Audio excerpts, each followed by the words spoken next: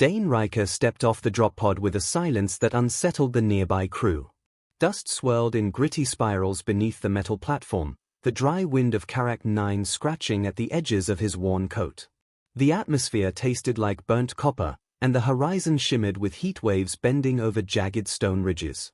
Riker squinted against the brightness, taking in the barren training grounds that would host the Alliance sniper trials. The place was brutal by design, perfect for sharpening killers. He moved without hurry, boots thudding against the steel walkway. A few younger recruits glanced his way, eyes flickering with recognition but unsure if they should salute or pretend not to stare. He gave them neither a look nor a nod. At his side, a long black case hung heavy from a shoulder strap, its surface scarred with decades of use. The shape was unmistakable, sniper rifle storage, old Earth make. Outdated by modern standards. Obsolete, by some. Inside the central outpost hub, the air turned colder and smelled faintly of ozone. Tactical holoscreens flickered along the walls, each displaying different sniper metrics, target analytics, and telemetry grids. A recorded voice droned in 4 languages about upcoming heats and safety protocols. Riker ignored it all. He made his way to the observation deck where he was supposed to advise. He hadn't been back to a military-grade installation in over 7 years. Retirement had been non-negotiable then. His body was still capable, but the mind, too full, too haunted. But they called anyway. Said it was a goodwill request. Said the young aliens wanted a legend to observe the new generation. They hadn't said he'd be gawked at like a trophy fossil. Below the deck, the open training valley stretched wide, spotted with artificial ridges and deep-cut trenches, simulation targets hidden under camouflage netting and false terrain. Half a dozen alien snipers were already moving through the course, graceful and methodical. Among them, 3 figures stood out. Z-Corps was the most visibly formidable, a towering Xarnian with an exoskeletal frame covered in dark crimson plates. His 8 black eyes blinked in a synchronous rhythm as he peered through a rifle that looked more like an artillery cannon on stilts. His movements were fluid and contemptuous, like a predator assured of dominance. Beside him, Tyvax adjusted the living tendrils of his biomech rifle. Drenthari, clearly. His species fused with weaponry through neuroorganic bonding. His shots weren't just fired, they were felt. Riker had fought Drenthari in the jungle moons of Valdrax, never underestimated one. The third was more peculiar. Krilvac, an Ilari, moved like drifting vapor. Tall, thin, and entirely covered in a reactive cloak that bent light around his form. His weapon was a pulse phase disruptor with no visible scope. His people relied on psionic impulses to track movement, using predictive cognitive models instead of traditional aiming. Riker had never faced one in combat, but he'd read enough debriefs. Uncanny precision. All 3 were laughing. On the deck's lower tier, a cluster of military elites and alien strategists observed the field through augmented monocles and data uplinks. Riker stood silently behind them until a voice called out from within the huddle. "General Riker! I wasn't told you'd arrive early."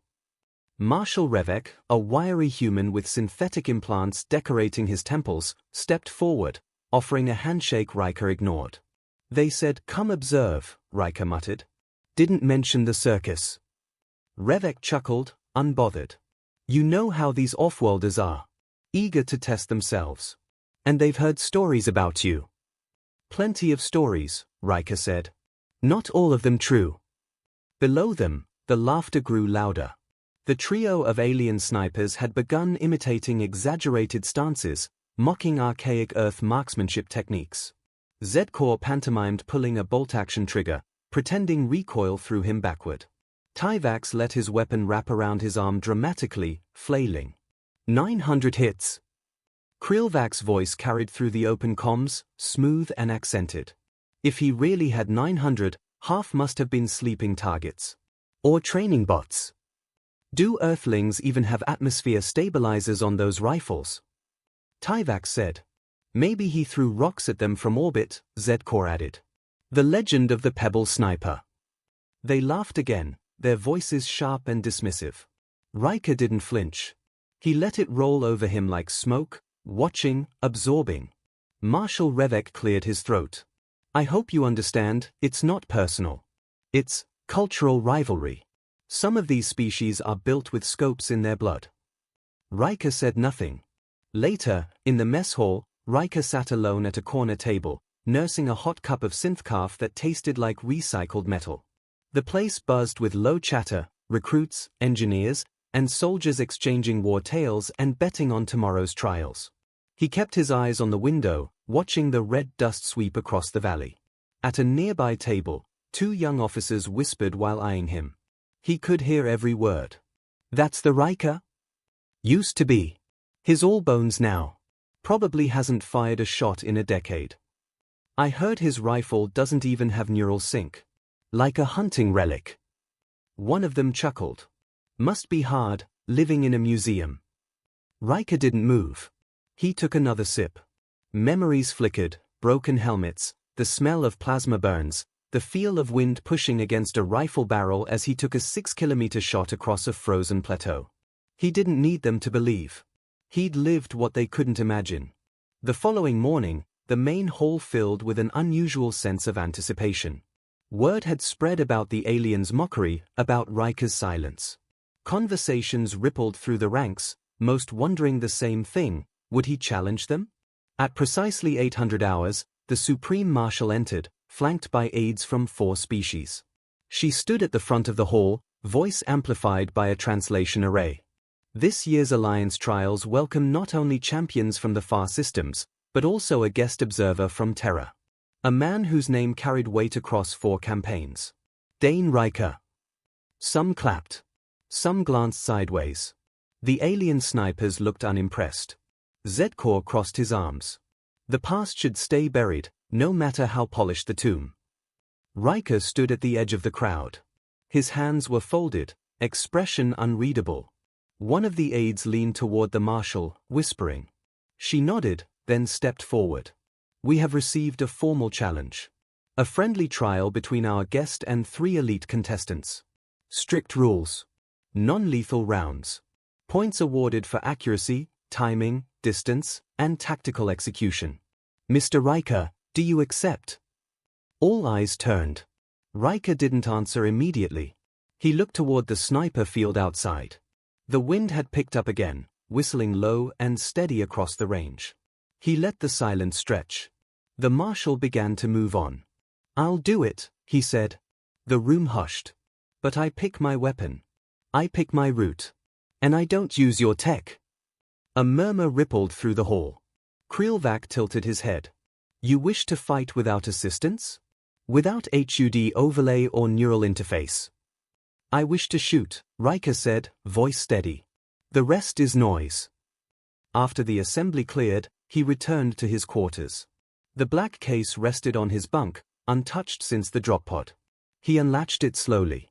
Inside lay his old partner, a matte black SureShot X-77, customized over years of battlefield repair. No AI, no tracking module. Just steel, carbon, and the breath of a man behind it.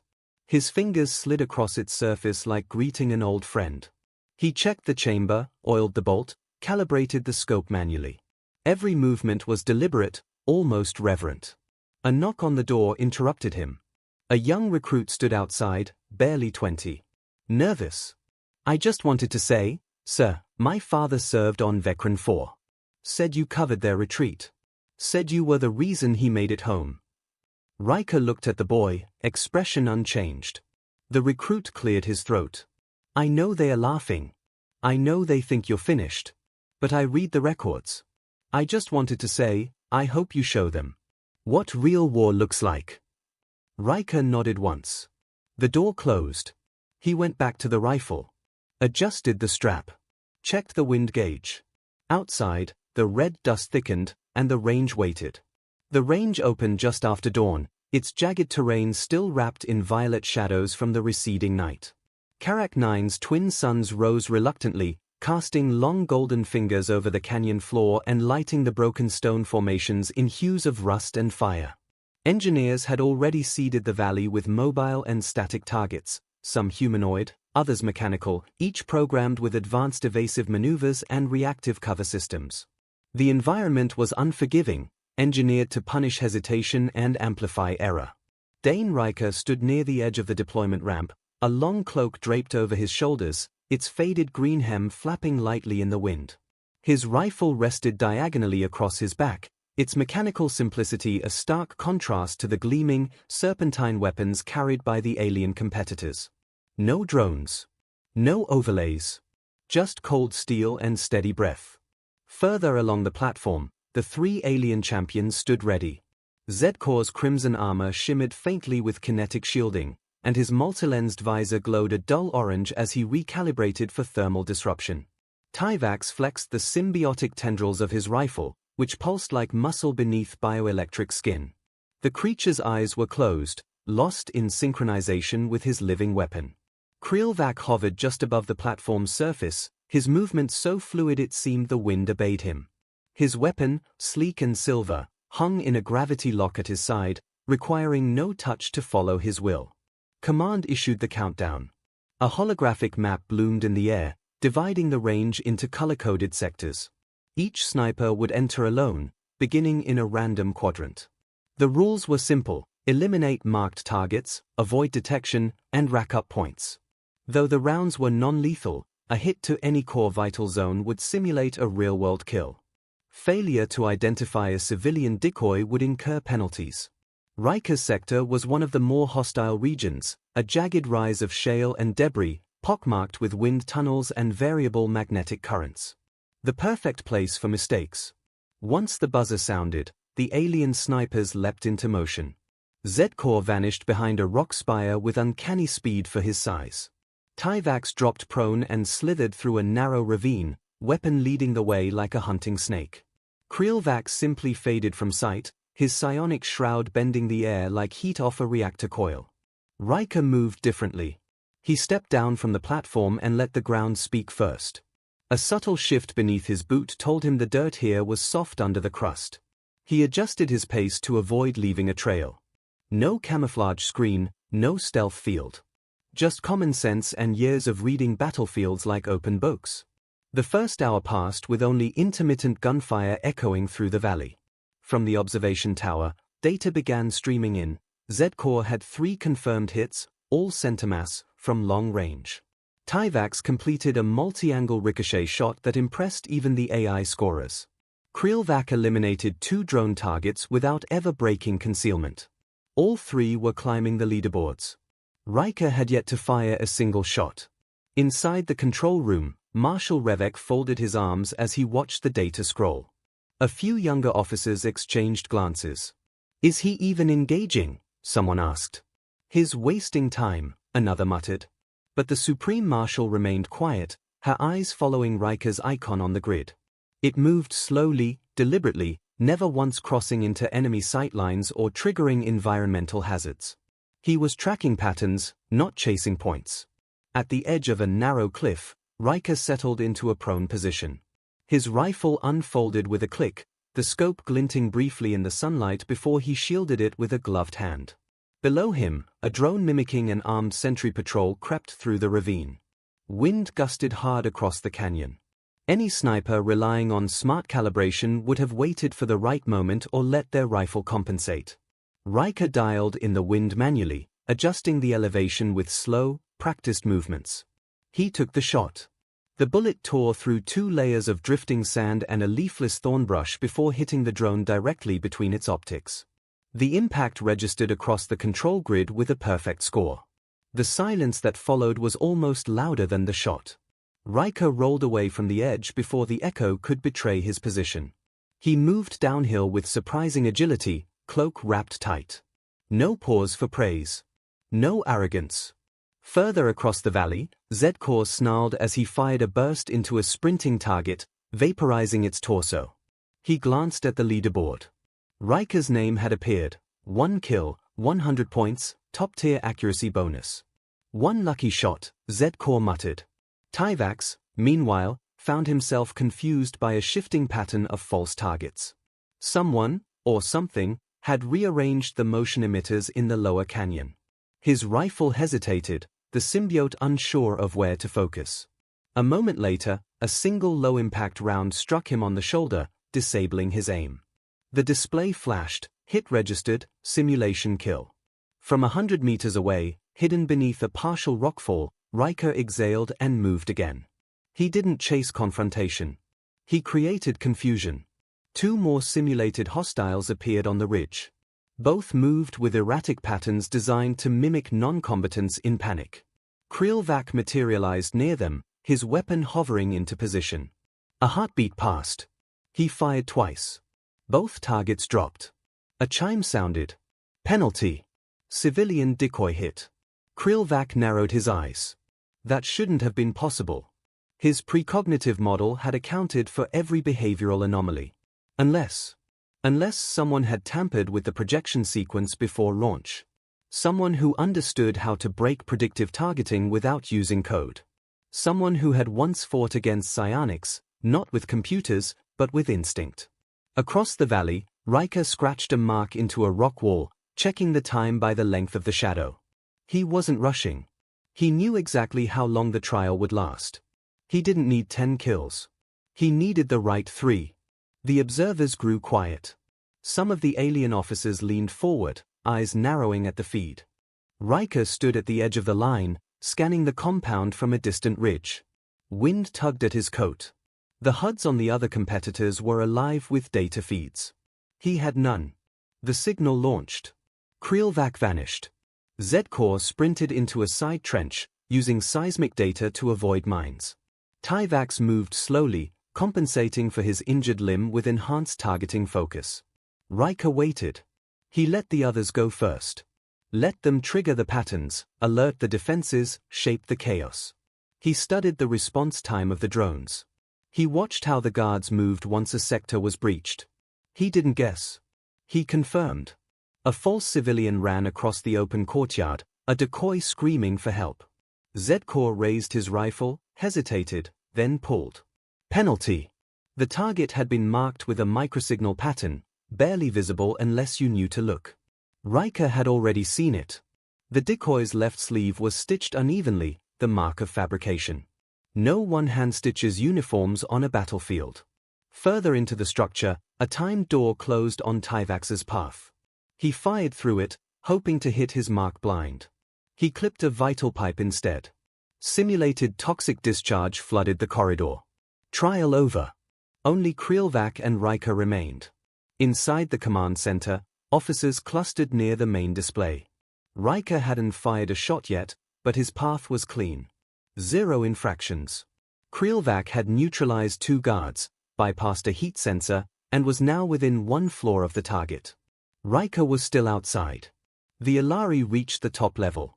The hostage sat restrained, flanked by 2 heavily armed guards. Krilvak raised his hand. The weapon floated upward, locked on. But before he could fire, the alarm system flared. A red beacon pulsed in the corner. Not from his movement, but from the external cameras. A single round shattered the outermost wall. Dust erupted inward. The guard to the left collapsed before anyone registered the sound. The second turned, raising his weapon, but a second shot struck him in the neck joint. He slumped without a word. The room cleared. Krilvak stared at the hostage, then turned slowly toward the distant ridge. There, silhouetted against the noon light, Riker stood. The rifle still rested on his shoulder. He didn't wave. He didn't gloat. The final score didn't need calculation. It was written into the cratered wall, the perfect timing, the decision not to enter but to wait, to observe, and to strike only once. From within the observation center, one of the young officers leaned forward, stunned. "That wasn't a shot," he murmured. "That was judgment." Outside, Riker turned from the ridge and began walking down, leaving the dust to erase his footsteps one more time. The air was brittle with tension, as if even the desert wind held its breath. Dane Riker moved through the hall without urgency, his footsteps soft against the metal floor, the battered rifle slung across his back like it had always belonged there. Around him, murmurs stilled. No salutes were offered, no words exchanged. The silence he carried had begun to spread, an understanding that something irreversible had occurred. Not just in the field, but in the perception of those who'd seen him work. This was no relic of Earth's military past. This was a tactician carved from real war, moving in a world that had mistaken simulation for substance. Inside the command chamber, Final analytics glowed across the main display wall. The numbers were unambiguous. 3 shots. 3 critical hits. 0 civilian casualties. No alarm triggers. Perfect timing. No support systems used. The highest score recorded in the history of the Alliance trials. Marshal Revek stood at the center console, arms crossed, gaze distant. Across from him, the alien delegates conferred in hushed tones. Their pride had fractured, not because they lost, but because they now recognized that what they dismissed as ancient instinct was, in fact, an evolved form of clarity they could not replicate. Krielvak entered slowly, his steps lacking their usual fluid grace. He no longer drifted through space but moved like something carrying unfamiliar weight. His psionic shields were lowered, the soft pulse of his thoughts now open, vulnerable. He stood a few feet from Riker, watching him with narrow, unreadable eyes. "I tried to predict your path," he said quietly. "I've never failed before." Riker adjusted the strap on his rifle, gaze steady. "That's your problem. You tried." Krielvak inclined his head, accepting the truth. "You kill with silence. I kill with patience." Their exchange ended with no more than that. There was nothing left to argue. No dispute in the data. The ghosts of war didn't ask for recognition. They came, they endured, and they left a silence others remembered. A final event was announced by mid-afternoon. Not part of the trial, but a showcase, voluntary. A ceremonial exhibition. 1 shot. 1 target. Extreme distance. Full environmental interference. Not graded, not scored, but intended as spectacle. Most competitors declined. Krielvak, still processing defeat, stepped away without a word. Tyvax, recovering from neural recoil, bowed out. Zedkor remained. His pride would not allow silence. He stood alone at the base of the ridge where the target lay hidden on the far slope. The shot required a crosswind adjustment of nearly 20 degrees, vertical angle compensation, and a 15-second delay on trigger to impact due to range. Even advanced optics strained to mark the silhouette in the haze. Zedkor fired with precision. The projectile screamed across the valley, and the target blinked red. Not a miss. But not a critical either. Just a hit. He roared in frustration and dropped the rifle into its case. "Let's see the human make that shot without assistance," he snarled, loud enough for everyone to hear. Riker didn't answer. He had already started walking. He moved to the firing line without ceremony, setting down the rifle and resting one knee in the sand. Around him, soldiers and officers formed a loose ring, hushed. The target shimmered in the distance, barely visible through the refraction and distortion. No AI feed, no rangefinder. The only sound was the wind, constant but changing, a steady breath interrupted by occasional shifts. Riker looked through the scope. Not to see, but to feel. He didn't rush the shot. He rarely had. Speed was what others mistook for skill. He measured the wind by the way dust clung to the low brush. He judged the angle by the scent of heated rock and the timing of the wind's rhythm. His breath slowed. The tremble in his fingers stopped, not because they stiffened, but because they had become one with the weapon. His mind did not race. It emptied. When the trigger moved, no one saw it. There was no dramatics, no staged pull. Just a click, soft and final. The round flew like a whisper. 5 seconds passed. Then 8. No one spoke. Then the distant silhouette dropped. A critical marker flashed on the main screen. Not just a hit. A center shot through an exposed weak point. Zedkor turned and walked away, his voice silent for the first time since Riker had arrived. The crowd did not cheer. They remained still, reverent, uncertain of whether they had witnessed something engineered or something sacred.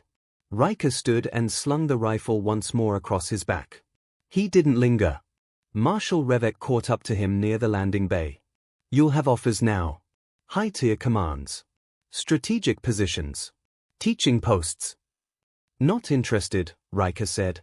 "You proved more than just skill today," Revek continued. "You reminded people that instinct matters. That silence has a voice." Riker paused at the threshold of the boarding ramp. "They don't need me. They need to remember what came before the comfort of systems. Before they outsourced judgment to machines. Revek hesitated, then lowered his voice. Then why did you come? Riker turned his head slightly, the faintest suggestion of a smile beneath the weathered lines of his face. Because they forgot.